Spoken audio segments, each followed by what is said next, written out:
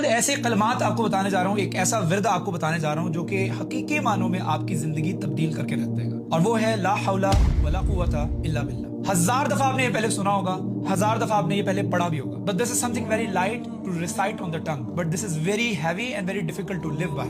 بخاری اور مسلم دونوں میں حدیث موجود ہے کہ رسول اللہ صلی اللہ علیہ وآلہ وسلم نے فرمایا کہ یہ جنت کے خزانوں میں سے ایک خزانہ ہے، لا حول ولا قوت الا باللہ۔ فرمایا کہ اس کو پڑھنے والا 100 سے زائد بلاؤں سے بچا رہے گا، اور اس میں سب سے چھوٹی بلا جو ہے وہ حزن ہے، وہ غم ہے، جو کہ اس وقت سوسائٹی کی سب سے بڑی بلا بنی ہوئی ہے۔ کسی کو ماں باپ کا غم ہے، ان کی بیماری کا غم ہے، کسی کو اپنی اولاد کا غم ہے، ہماری اولاد ہماری بات نہیں مانتی، کسی کو بیوی کا غم ہے، کسی کو ہسبینڈ کا غم ہے، کسی کو فائنینشیل ایشوز کا غم ہے، کسی کو فلاں انزائٹی ہے، کسی کو فلاں ڈپریشن ہے۔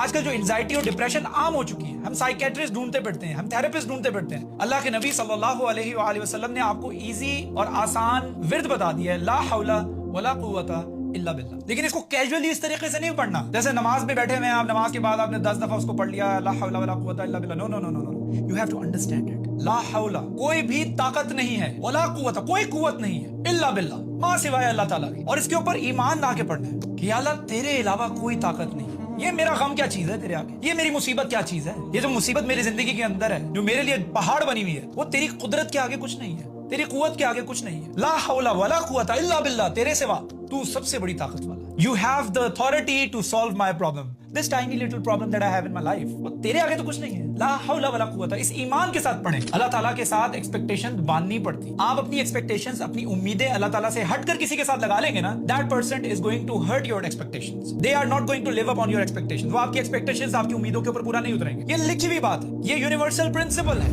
دعوۃ الطالب والمطلوب، طالب اور مطلوب دونوں کمزور ہیں۔ یعنی میں نے جس کے ساتھ توقع لگائی ہوئی ہے، وہ میری وائف ہے، وہ میرے ماں باپ ہیں، میرے ٹیچر ہیں، میرے استاد ہیں، میرے باس ہیں، وہ میرے دوست ہیں، میں نے ان سے ایکسپیکٹیشنز لگائی۔ یہ ایکسپیکٹیشنز، یہ امیدیں کبھی بھی پوری نہیں ہوں گی۔ ایکسپیکٹیشنز کس سے ہونی چاہیے؟ اللہ تعالیٰ سے۔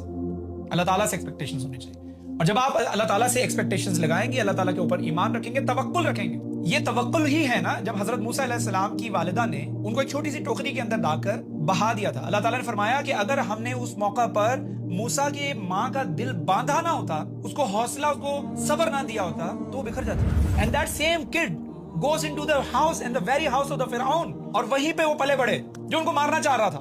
اللہ تعالیٰ کی قدرت دیکھیں، this is the plan of Allah۔ The oppression of Pharaoh came to an end, the empire of the Pharaoh came to an end just because a baby was thrown in a basket۔ So Allah has His own way of making things work out۔